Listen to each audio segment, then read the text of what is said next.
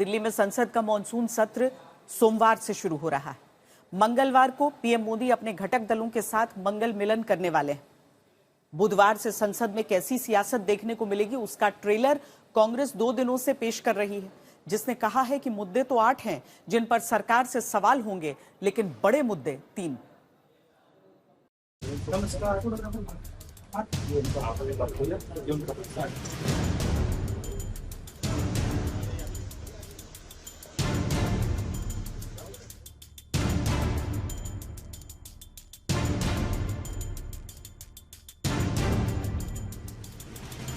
2 दिनों बाद संसद का सत्र शुरू होगा तो सरकार के पिटारे में एक से बढ़कर एक विधेयक होंगे जो विपक्ष का इम्तिहान लेंगे। लेकिन सरकार के इम्तिहान के लिए विपक्ष के पिटारे में क्या क्या है?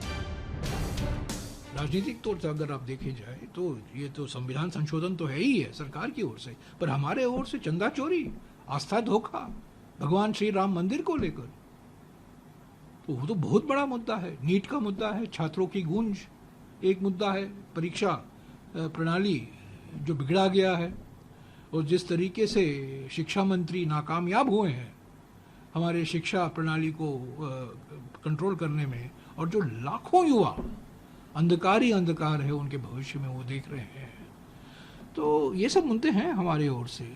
16 जुलाई को सोनिया गांधी के घर हुई बैठक में कांग्रेस ने इंडिया गठबंधन की बैठक से पहले विपक्ष के मुद्दे तय कर लिए हैं।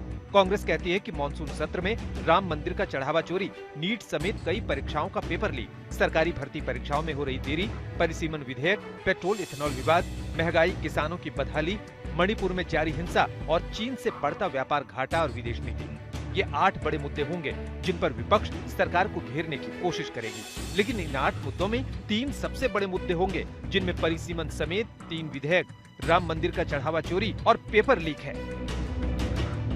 हम चाहेंगे चंदा चोरी एक मुद्दा है, नीट मुद्दा है, बेरोजगारी मुद्दा है, खुदरा महंगाई एक मुद्दा है, थोका महंगाई एक मुद्दा है, और खास तौर से खुदरा महंगाई जिस मात्रा में बढ़ी है खुदरा महंगाई।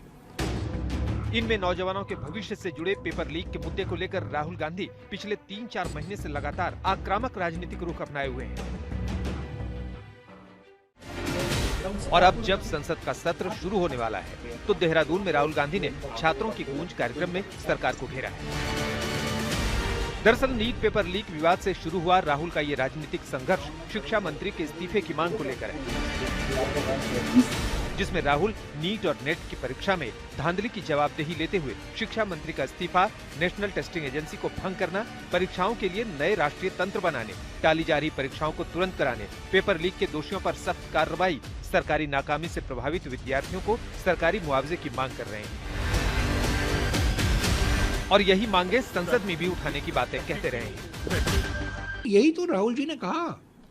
राहुल जी ने कोटा में कहा जो 3 बीमारियां हैं हमारी एजुकेशन सिस्टम में, 3 बीमारियां, एक तो निजीकरण, दूसरा केंद्रीयकरण और तीसरा संघीकरण, जो लाखों युवाओं को भविष्य पर अंधेरा छा गया है इन 3 बीमारियों के कारण से। पेपर लीक का मुद्दा संसद सत्र में बड़ा होता दिख रहा है। 20 जुलाई को संसद के सत्र के दिन ये टोली संसद मार्च का ऐलान कर चुकी है, और जिस तरह से राहुल गांधी ने पेपर लीक के मुद्दे को गर्म कर रखा है, 20 जुलाई को दिल्ली में इस पर जबरदस्त सियासत देखने को मिल सकती है। आज तक ब्यूरो।